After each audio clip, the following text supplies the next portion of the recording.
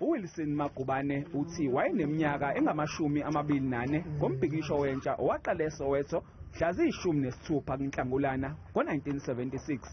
Lo mbhikisho wawubhekiswe kuhulumeni wobandlululo ngenxa yokugunyazwa ngokusemthethweni ukufunda ngolwimi lwesiBhunu ezikoleni. uMagubane osehlala nomndeni wakhe eBramfisherville uthi usasikhumbula njengoba sinjalo isihluku esenziwa ngamaphoyisa ohulumeni wencindezelo ebhekise kubafundi ababengahlomile. Balahlela ama-teargas angithi ukuthi silone vele sibaleka njalo kodwa siwadobhe futhi nalo ama-teargas siwalahlele khona kulamakhanista wabo. Kwabashona kubalwa noyeneminyaka eyi-12 uHector Peterson. Abaningi bashonela eButswana njengayo uthi yabo uthi washonela eButswana after he was sold. No teacher was imbizo tiro